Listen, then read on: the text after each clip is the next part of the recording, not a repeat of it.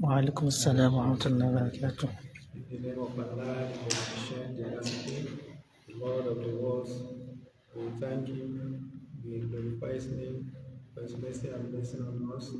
We pray for His mercy and blessing on Prophet Muhammad sallallahu alaihi wasallam. May the peace and blessing continue to be upon His household, His companions, and all the Muslims to the day of Qiyamah. Our class continues today, inshallah. We are still with our book Kitabu by Sheikh Al-Fawzan, and we are still in the second chapter of the book and the 10th section. Last week we discussed the 9th section under second chapter.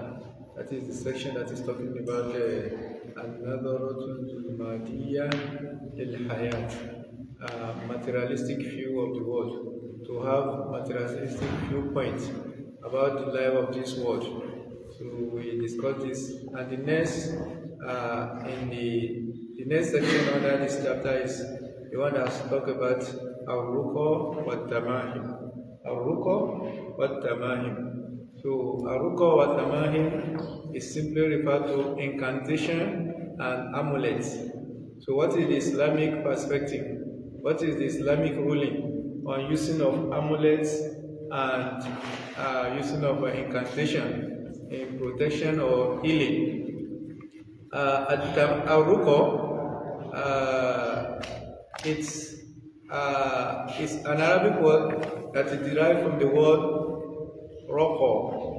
And Raqa simply refers to for something to rise or to go or to be elevated, for something to rise up to be elevated. So Raqa or Taraqqa, it means something goes up. And it is from these, most of the Arabic words, they are used in such a way that they have a very strong imagery. We have a very strong image when we understand the root word. So the use of this word from this root is to make us to have an image of the fact that the person that is engaging in he wants to remove or want to raise ailments or disease or defects or problem that happen to him in the body. So in other words, when there is problem in somebody's body and you want to raise it up or you want to elevate it, in other words, you want to remove it, you want to nullify it or you want to neutralize it. So one of the way it is done is what is called what? Al-Ruqiyah. So here we call it what? Al-Ruqa. So the Ruqiyah here, like we said, literally means what? It means incantation. And incantation we talk about, it is actually something that is well known over the history, even among the mushrikun, even among the disbelievers. And that is why in one popular hadith of Prophet Muhammad sallallahu alayhi wasallam, he said, "Inna ruqa wa tamahima wa tiwala shirku." He said, indeed, incantation and at-tamahim, wearing of amulet, wa tiwala, and love charm. This is one of the things people do. People do charm in order to endear themselves to one another. You see somebody you love, and you want the person to love you back, instead of allow the nature to work, or you pray to Allah, so you think it is better to use what? To use satanic power. So Prophet said, all this is actually things that are common, that are widespread among the Arab, among the Mushrikun of the time of Jahiliyyah, and up to today it is something that is also widespread in our society. So, and Prophet in this popular hadith, he said, all of these things we mentioned, they are what? They were shirk. They were form of shirk. And when we say they are form of shirk, why are they shirk? And why are they considered shirk? Especially the aspect that is talking about ruqya, because we are talking about ruqya here. And ruqya is one of the popular terminology in Islam or Sharia that is regularly being used, especially in exorcism. When somebody is possessed by jinn or evil eye, he said there is what it is what? Shirk. And he grouped it together with what? With tiwala. Condition is that ruqya, if or the dua that is found in the hadith of Prophet Muhammad sallallahu alaihi wasallam. In other words, we can use the verses of the Quran or the hadith of Prophet Muhammad, some of the dua, some of the adhkar of Prophet Muhammad, Prophet himself did ruqya for people. He exercised people, he healed people, uses Surah Al-Fatiha and Muawidat. So in other words, it is permissible if it is based on divine dua, or it is based on dua that is from Allah and His Messenger in the Kitabu and Sunnah. So the second condition is that our intention, or the intention of the person that is administering the ruqya, or the person on which it is being administered, the intention is that ruqya, it is just a sabab min al-asbab. It is just a means to the end among the means we use to achieve a particular end. And one should never in any way believe that ruqya has a power on its own. And that is the point from where all these three things, Prophet Muhammad and some things that are related to it, are considered shirk. The reason is that when you believe it is the ruqya you do that heal you, it means you believe they have hidden power. They have power on their own. Whereas all power belongs to Allah subhanahu wa ta'ala. So Allah has mentioned in a number of places that anything that is different from Allah, or anything that we call upon apart from Allah subhanahu wa ta'ala, is a sign of what? Is a sign of shirk and a sign of dollar. Allah said, وَمَنْ أَضَلُّ مِمَّنْ يَدْعُو مِنْ دُونِ اللَّهِ مَنْ لَا يَسْتَجِيبُ لَهُ وَهُمْ عَنْ دُعَائِهِمْ. Allah said, who can be more misled? Who can be more astray than somebody that call upon things that will never answer him, saying that will never listen unto him, and these things they don't even know you are calling on them. So our ruqya is not, it doesn't have power on its own. It does not have any hidden power. All power belongs to who? To Allah. Allah permits us to use what is called sabab, and this is another area people get wrong.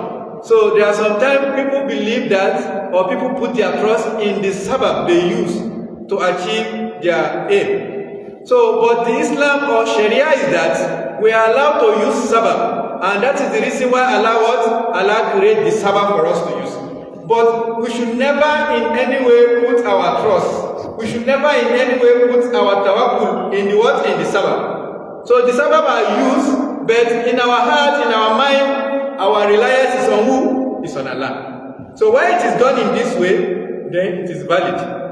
And at this point, we can classify things or asbab that people use for healing into two, based on this thing we have just said now. So, and it is based on this classification that we can divide or categorize them into being valid or non-valid, into being allowed or being haram. So, the means we use for healing can either be things that are permissible in Islam, that have basis in Quran and Hadith, or that have basis in Sunnah. And the second category is what? Is things that have what? That doesn't have basis in Kitabu or Sunnah. And based on the first category, we still have another condition.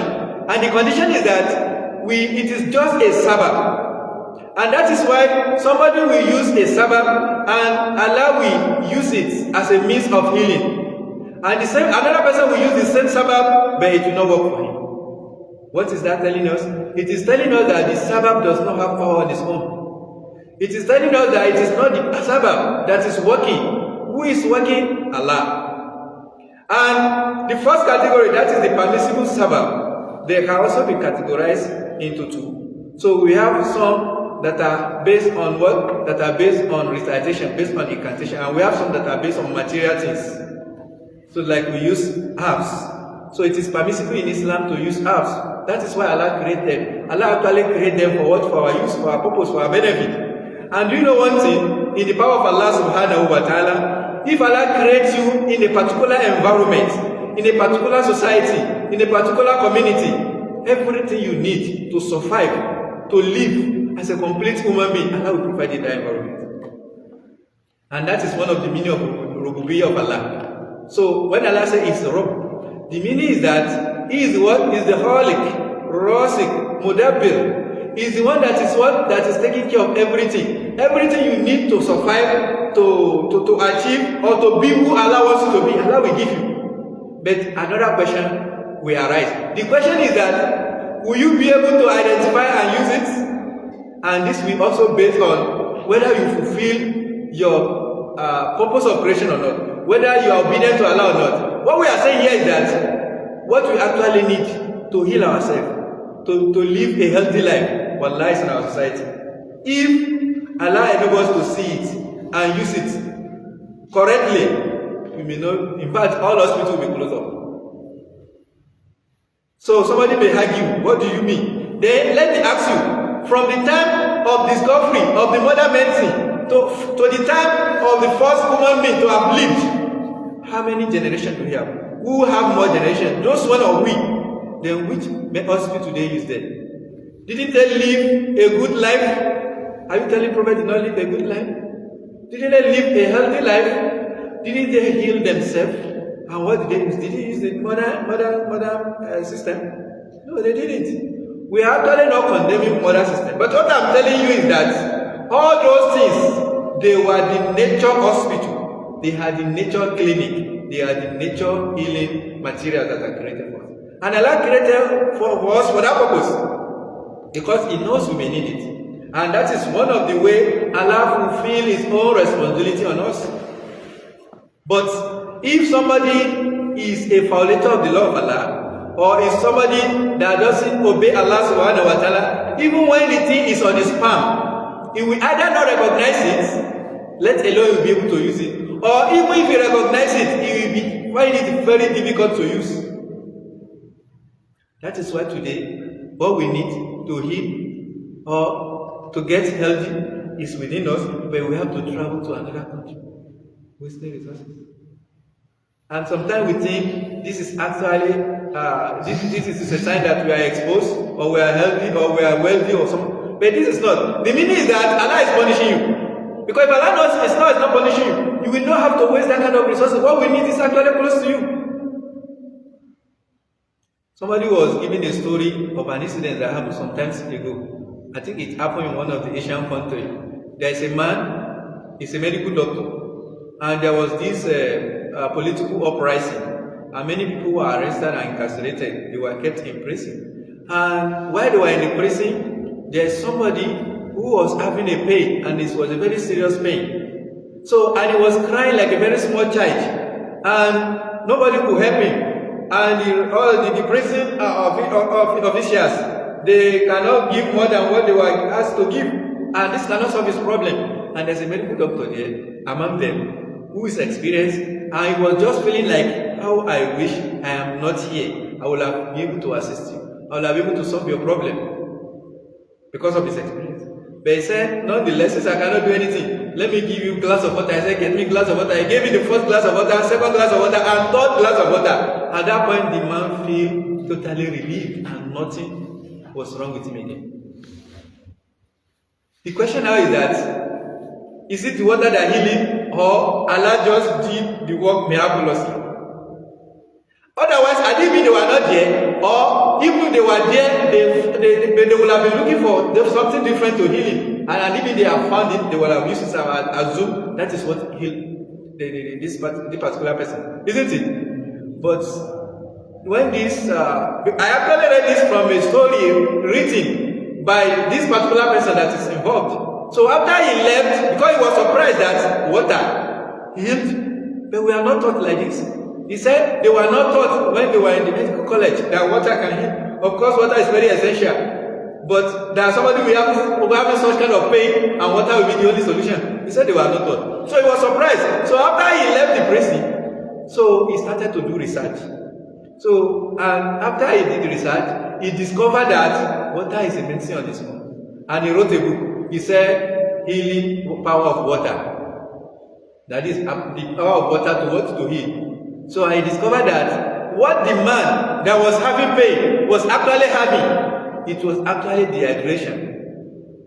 It was dehydration. And when somebody is dehydrated, that dehydration can present itself to us in different forms, depending on the part of our body that is being dehydrated. If it is your body or part of your brain, it may be in form of headache. And you may actually use pain reliever, and it may relieve you, but that is not the problem. And that is why the thing will keep on coming. It will keep on coming, because you have not solved the problem. What you actually need is what? Water. And why will Allah not enable us to be able to know the solution and be able to use it? And look at it, water as simple as that. Water that is available everywhere. Why will that not be able to? Why would somebody will not be able to what? To get that water and use it? It's because of our disobedient attitude and disobedience to Allah subhanahu wa ta'ala, just like we have said.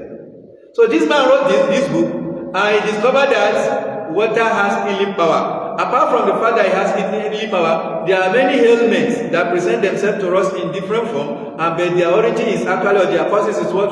Dehydration. Sometimes, like this one was having stomach pain, sometimes headache, sometimes it may even be skin problem. There are some people they have wrinkle on their skin, and some people have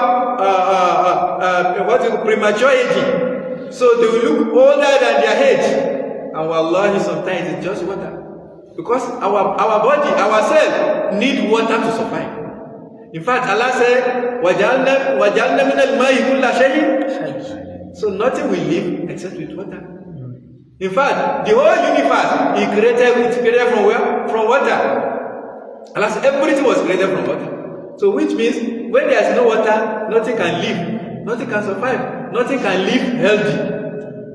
In fact, if you have to take a medicine and there is no water, it will not work. It will either become a what? A poison. Because it needs water to work. And that is to tell us the power of what?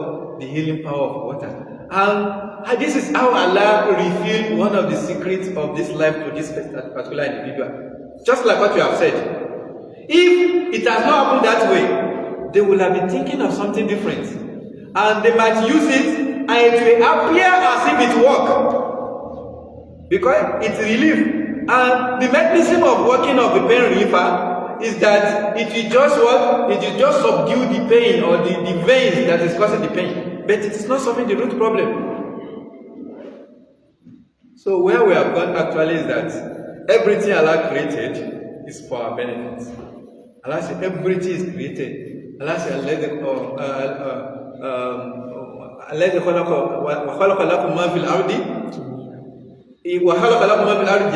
has created everything on the house of His word for you. In other words, for your benefit, for you to make use of them, for you to heal yourself, for it to serve as a means of sustenance for you. So the first category of means of healing or protecting or getting ourselves healed is things that has to do with what? Material things, like we said, apps. And there's another way Shaitan misleads us in this aspect. So Shaitan has many ways, many methods of misleading. One of the ways is that sometimes to confuse us, he will name bad thing. He will give bad name to good thing or good name to bad thing. So when we see something that is bad, because it is called a good name, we what? We think it is good. In fact, one hadith of Prophet it mentions something similar to that at the end of time, people will be engaging in taking of alcohol and they will give him many good names so that it will look attractive. So it is actually one of the satanic methods. So in this area, Satan also deceives us by making these things that Allah has created for us as a means of healing ourselves, and sometimes it will make it to appear as if it is belong to what? To the occult people, or to the people who are what? Who violate the law of Allah, who engage in shirk. Whereas it is fundamentally created for the servant of Allah. Allah says, "Kul man harrama zinata Allahi alladhi akhraja li ibadihi wat tayyibat min what? Min rizq." Ask who is that person that is forbidding what Allah has brought out for His servants, and what tayyibat min rizq, and good sustenance, good means of sustenance. Allah mentions similar things in Surah Al-A'raf. That He has created everything we need to survive, everything we need for us on the house of it.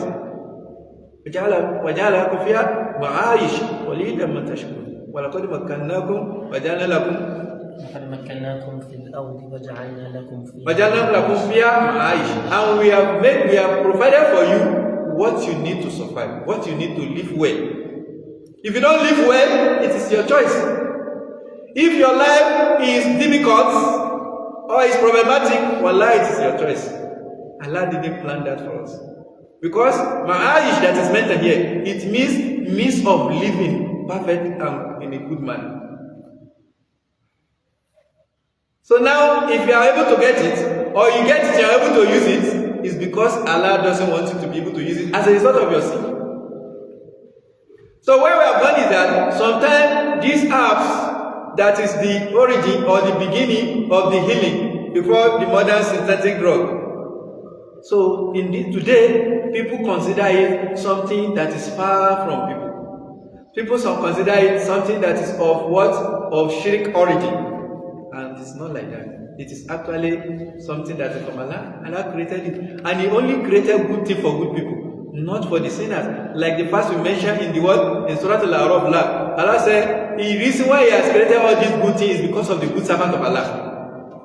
And the reason why the mushrikun or the kafirun we enjoy in it, on this house of it, is because they live together with the what? With the mu'minun. You see many benefits that people are enjoying on this service, wallahi, is because of the mu'minun. There is one verse in Surah Al-Fatih. On the day of Fatih al-Makkah, they wanted to invade Makkah and fight until people submit. But Allah did not allow that to happen. Allah said the reason why I did not allow that to happen, like Allah mentioned in Surah Al-Fatih, Allah said, not for the men and women who are believers in Mecca and you don't know them. You don't have any story, you don't have any knowledge about them. Nobody knows that they are believers and they are living in Mecca. And according to the story, they said they were just 9. They are just 9. 7 men and 2 women. Because of them, Allah prevents Prophet Muhammad and Sahaba to allow to make the Fatih Makkah to be bloody. And to people of Makkah, they may believe it is actually because they are smart or they are intelligent or Allah loves them. Well, it is not there. It is people, good people that are living together with them. And that is to tell us one greatness or one importance Allah attached to the word to the mu'minun. Because of one believer, just one believer, Allah may change the narrative for all the people that are living together with Him. And that is to tell us that you don't disrespect, you don't violate the right of mu'min of a believer, and you think Allah will leave you alone. In fact, one hadith of Prophet Muhammad said, anybody that fight my believer, I have declared war on him. Allah said He has declared war on you. When you fight is what? Is a sense. When you fight the good servant of Allah. So, and this is how Allah trained mu'minun. So where we are going is that Allah actually created this good thing for the mu'minun. But the kuffar or the disbeliever, they are enjoying it because they were living together. Though sometimes Allah make it haram for them, but they still act to enjoy out of it. But on the day of Qiyamah, Allah says it's going to be exclusively for who? For the mu'minun. So it's going to be exclusively. Anybody that dies as a kafir, as a mushrik on the day of Qiyamah, we have nothing except what? Now we Jahannam. And there, la yamutu fiha, they will never live or die. There's nothing like life. There's nothing like death. They will be between the two. There's nothing like, I want to drink water. They want to drink water, they will give you what? Hot water. It will cut their what? Their intestine with immediate effect. And does that mean that is the end? No. But they're now duludan. So as soon as their skin or things that Allah has given them are being destroyed, Allah said they will be replenished, they will be renewed with almost instantaneously. And they will continue to feel the pain till eternity. So sometimes Shaitan change the name, he gives these bad names to this thing, or he make it to appear as if this thing belongs to people who are not believers or Muslim or Mu'min. Like when we talk about herbs today, people doesn't see it as if it is Islamic, but it is originally Islamic. It's from Allah. Today, the mushrikun, the kafirun, the idol worshippers, they use it and they add incantation to it. And this is one another deception of Shaitan. So, because Shaitan wants to make that thing to be haram, to be forbidden, for us not to be able to use them, so he now make it to look at as if it is what? It is not for the mu'minun. Then they will now add incantation. Otherwise, for the mu'minun. If we actually need it, what we need to use is to make use of it and remove what? The satanic incantation or any other thing that is alive to it. Otherwise, it is actually for our benefit. And the second form of means of healing is the one that has to do with what? That has to do with using of dua or using of verses of the Quran or hadith of the And that is the one that is based on the ruqya we are actually mentioning. So the word ruqya, like we said, it is derived from the word raqqa or taraqqa, something to arise or to rise or to go up. In other words, the image they are trying to create there from the use of the word is that, so you want to remove or you want to rise or you want to elevate disease or problem or ailment that is on your body. You want to remove it, you want to take it up. That is where the word is, that is how why the word is being used for that particular meaning. So now the ruqya is fundamentally, because it is something that is well known in the Arab peninsula among the Arab, among the people of Jahiliyyah and up to today, and they normally use shirk words and formulas. They use things that will imply that there's another power apart from Allah subhanahu wa ta'ala. That is why in that hadith, because when our Prophet was saying, in ruqa wa tamahima wa tiwala shirk. So it is actually referring to that practice that is widespread among the Arab, among the people of Arab peninsula of that time. Because that's what they do. And up to date, people are doing it. People will be mentioning some satanic name. So they will be doing it in different ways. Sometimes they have to do some other formula. And when they recite this name of shaitan or satanic or words to it, so it may create some effects. And the reason why that is done is that shaitan actually wants to mislead us. Because we human beings, we pay attention to what we see, like the materialism we talked about last week. We pay attention and we believe in what we see more than what we don't see and what we didn't understand. Like, if somebody uses a satanic power and we see the effect, we tend to believe it and believe it has power. And where it doesn't have power, it is actually the jinn that are manipulating things. And the jinn themselves, they don't have the knowledge of power. They don't have more than what Allah has given them. In fact, Allah made them to be enslaved by Sulaiman. He made them to do hard labor. So by the time Sulaiman was dying, was going to die, he was there supervising the jinn working for him. And Sulaiman was reclining on his staff. While he was there, he was dead. Allah took his life. And for some days, he was dead. But the jinn, they don't want to raise up their head. They bow down their head and continue working for Sulaiman, in fear of Sulaiman. So I think they have the knowledge of God, of unseen. Would they have known that Sulaiman was dead? Allah said, فَلَمَّا وَبَيْنَ عَلَيْهِ الْمَوْتِ مَا دَلَّهُمْ عَلَى مَوْتِهِ إِلَّا دَابَّةُ الْأَرْضِ تَأْكُلُ. When we have written death on Sulaiman, that is when it was time for us to take his life. The jinn, they did not know even that he has died, and he has been dead. And just imagine for how long with a termite or something hit up a staff, and the staff will become fragile that it will fall down. Can it be a day? So it was until when he fall down, they say, oh, so he is dead. And we don't know. And if we are aware, we know that continuing this ignoble punishment. This disgraceful punishment, because they consider what they are doing for Sulaiman as a punishment. And of course, Allah's punishment. So what we are saying actually is that when people do incantation or recite some incantation, they use satanic words, and in some jinn, when you are doing incantation, you are actually inviting jinn. They will come around. So when they come, they have different assignments. So what the reason for which you have recited the incantation, they will work and they will make it to happen as if it is true. As if we cannot see them, we believe there is one supernatural power. Well, there is not except the jinn. And we will now put our trust in it, and we believe that is something that has power on its own, and not Allah subhanahu wa ta'ala. Then Prophet said it is what? It is shirk. And wallah, it is shirk. If anybody engage in incantation, satanic or shirk incantation, believe it and make use of it, he has committed shirk. If you use it or you believe in it, you have committed shirk. Like Prophet mentioned in another hadith. He said, Man takahana aw tukuhina la, aw man sahara aw suhira la, faqad kafara bima unzila ala Muhammad. If you engage in soothsaying or you engage in magic or anything related to it, whether it is done for you or you do it by yourself, Allah says you have disbelieved in the Quran, you have disbelieved in the message that is sent to Allah by Allah to Prophet Muhammad. In other words, you are a kafir, you are a mushrik.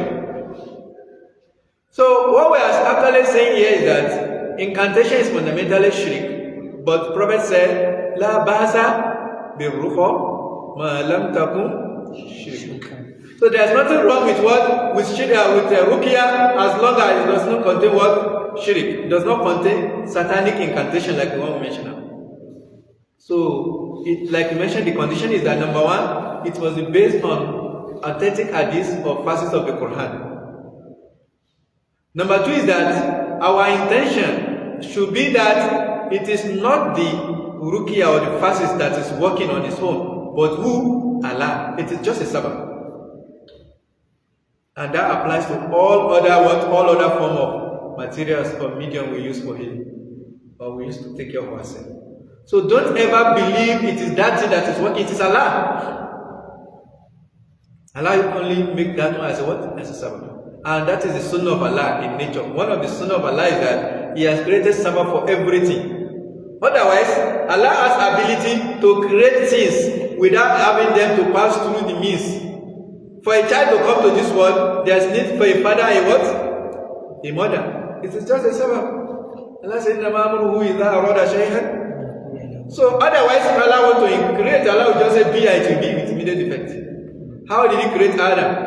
And that is why the Christians, they have problem with Prophet Isa, because of the miraculous birth. But that is just the way Allah has chosen to create. Otherwise, Allah has ability to create or to do things without sabbath. But Allah, in His law, in nature that we can all see, is that He has given sabbath for everything. And it's a test, actually it is a trial for us.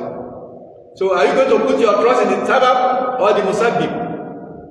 Are you going to trust or believe that it is the sabbath that is working, or the cause of the sabbath, the creator of the sabbath? And wallahi, the logic is very simple. Let's imagine somebody take a biro and use the biro to write, and somebody see the handwriting and say, Kai, what a legible handwriting. This handwriting is very beautiful. Say, Kai, that biro is a very good biro. That biro is very intelligent. That biro is very wise. That biro is very smart. That biro can write. You mean if I leave biro can write? So who are you going to be praising? Is it the biro or the person that used the biro? You praise the person that used the biro. The same thing, we are in this world. Everything in nature, they are just like a biro that Allah is using to write some story. So are you now going to praise the biro or Allah that created and use it? So that's the same thing with all the sabbath. So Allah just make them a means. And that is why sometimes you use the sabbath to know. So when Allah loves you, or you are a good servant of Allah, and Allah want to set your feet aright. If you put your trust in sabbath instead of Allah, you will use that sabbath. Even if everybody is using it in this one, it's work for them, you will use it and it will not work for you. It's a message from Allah to tell you that no, go and change your mindset. It is not the sabbath that is working, it is Allah. It's a message from Allah. Allah is only telling you, go and change your mindset. Put your tawakkul on who? On Allah.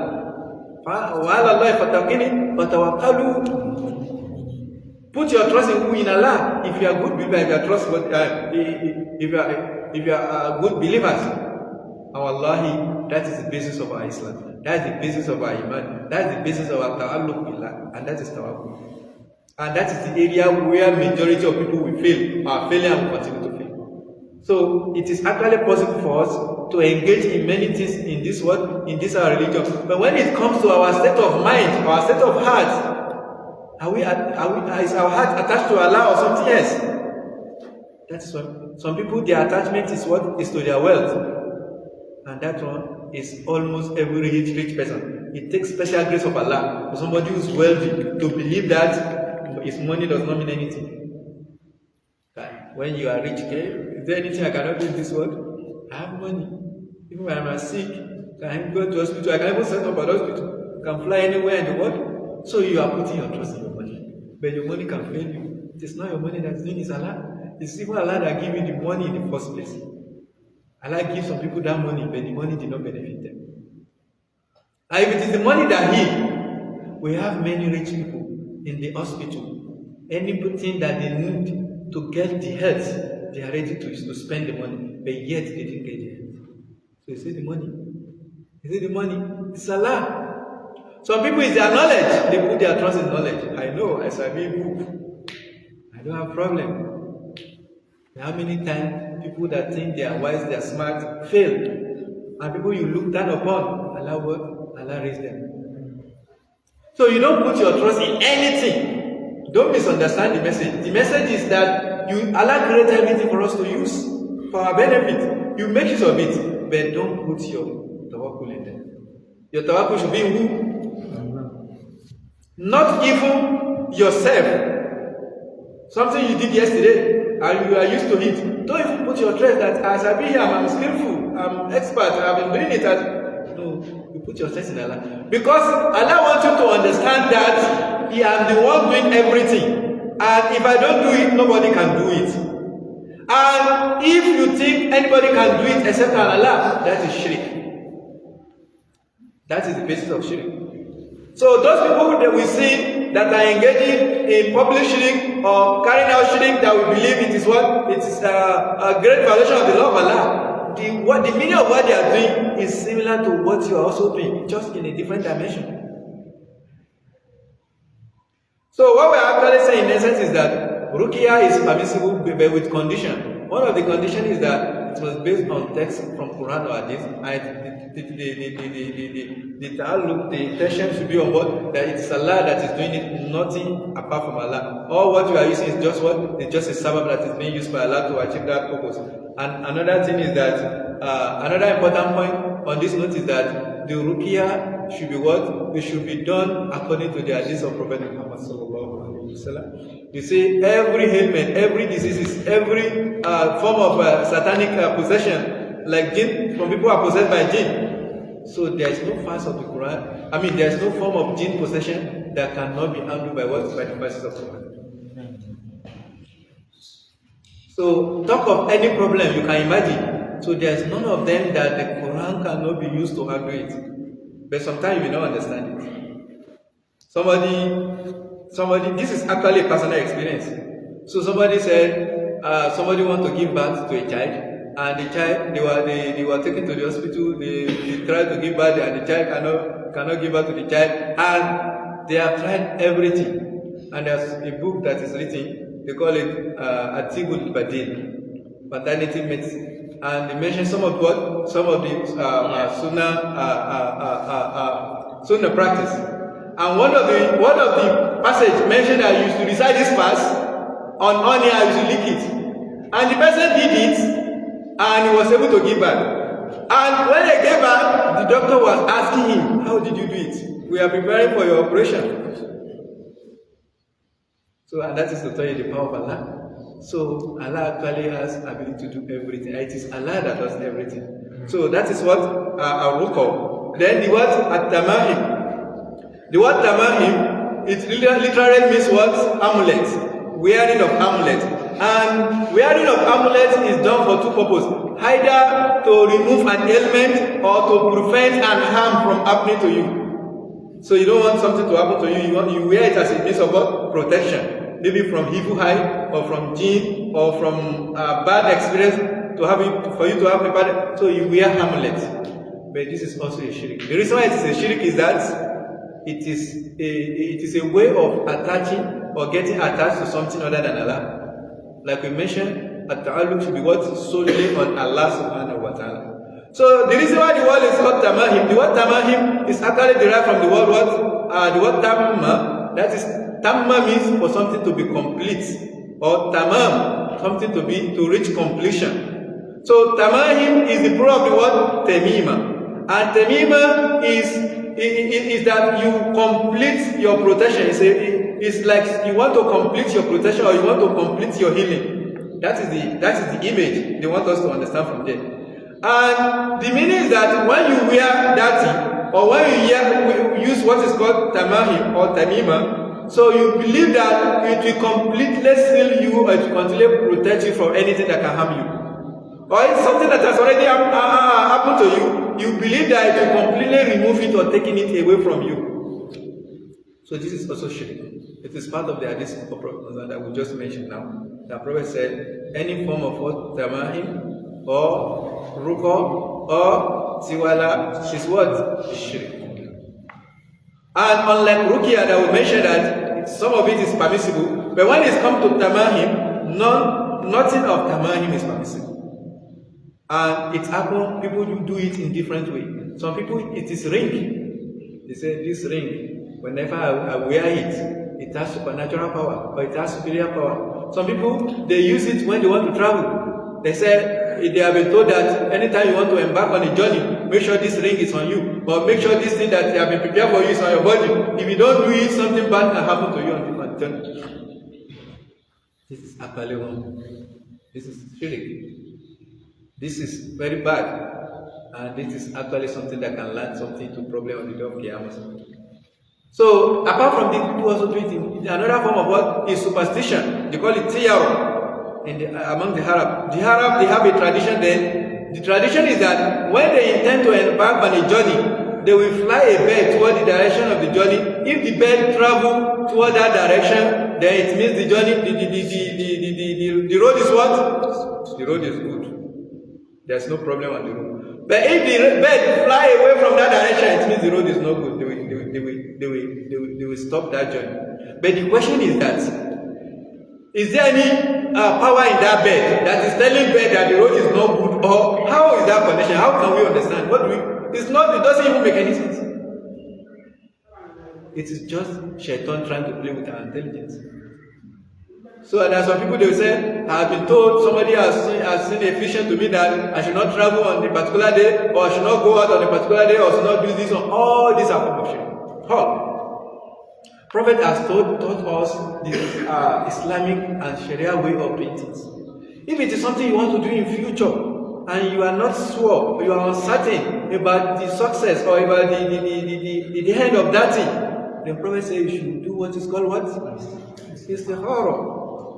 Seek Allah's guidance, and Allah will answer.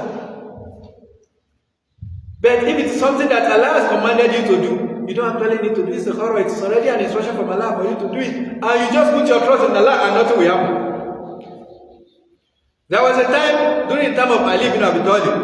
So he was actually going to fight the Khawarij, and on his way he met an astrologer, and the astrologer told him that the road is not good, stop traveling. Then Ali was very furious, he was very angry. That what did you mean? And he made the journey travel, and the journey was successful, and he even achieved the purpose of the journey. And he believed in what was said, Shaitan can actually, because the mechanism of this whole lie is that when somebody told you, or when somebody wants to mislead you through this method, they will tell you that if you travel, or if you do this, or if you go this, or if you do something like this, something evil or something bad will happen to you. And the shaitan or the jinn, they will take that opportunity. So when you travel, they may cause problem for you on the road. And when you experience or you see somebody like that, you will believe it. It is true. Somebody was born like that, and he defied the warning, and this is what he had to witness. You believe it. But if you put your trust in Allah and you have faith in Allah, the shaitan will not be able to do anything harmful to you. Shaitan, like you have just mentioned, they don't have ilm, they have knowledge. When Sulaiman was enslaving, they was making them to work, they did not know he had died. In fact, there was another incident. Somebody was saying that somebody wanted to test one soothsayer whether he has the knowledge of unseen or not. You know, the soothsayer, they will tell you, they will predict, or they will foresee what will happen in the future. Somebody that cannot see his own future is telling you about your own future. If he can see his own future, will he be sitting down there and be asking people to come and ask him? Wouldn't he have chosen something better than that? You will have chosen something better than that, because what you are doing is actually lonely, it's ignoble. But because you don't know anything about your future, that's why you sit down and you are telling people about their future. So somebody said he wants to test him and he wants to prove to him that he doesn't have any knowledge of the future. So he gets some stone. He went and gets some few stone, and he holds it in his hand, and he went to him. He said, how many stones do you have in my hand? The man said it, and he got it correctly. And the man actually understand that. He understand what was wrong then.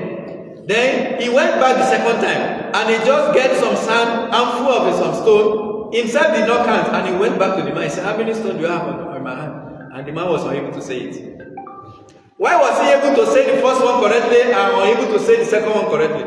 The reason why he was able to say the first one correctly is that when the man himself was going to pick the stone, he was counting them. And mind you, the jinn, they see him, they are working for him. And immediately they see him, they have counted his own, and they have informed the man before this man arrived that he is coming. This is the amount of stone he has taken. So when he comes, this is the answer. But this time around, the man himself doesn't know it. The jinn, they don't have the code, the minimum of God. So when he went to him, even the jinn cannot get the mathematics. So if the jinn cannot get the mathematics, how will the man, the master, be able to get it? So here, it was proven that they don't have the knowledge of sin. So in short, any form of tamahim or ruko that is based on shirk or kufru, it is forbidden and it is shirk. Anybody that engage in it and die on it, so the truth is that such a person is going to end up in Jahannam. May Allah protect us and protect us from such and guide us aright and make our feet firm on Islam and give us whatever we need in order to be successful in this one and the hereafter. So we are going to stop at this now. I've been notified our time is up. Subhanaka Allahumma bihamdik. Ashhadu an la ilaha illa anta astaghfiruka wa atubu ilaik. Assalamu alaikum wa rahmatullahi wa barakatuh. Alhamdulillah, wassalatu wassalamu ala rasulillah wa ala alihi wa sahbihi ajma'in. We ask Almighty Allah to reward our Ustad for goodness and grant every one of us the mercy and blessing from him. If there is any question from the listeners, we should signify.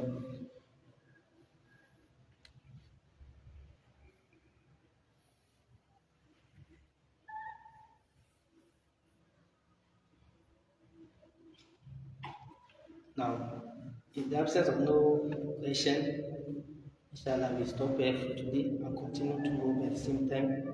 And then we urge everyone of us to be in attendance tomorrow to should come early by 5 p.m. By something by 5. We are expected everyone of us to be here by 5 o'clock. We ask Almighty Allah to make it easy for everyone of us, grant us better understanding of His speech. ولا حول ولا قوة إلا بالله سبحان ربك رب العزة عما يصفون وسلام على المرسلين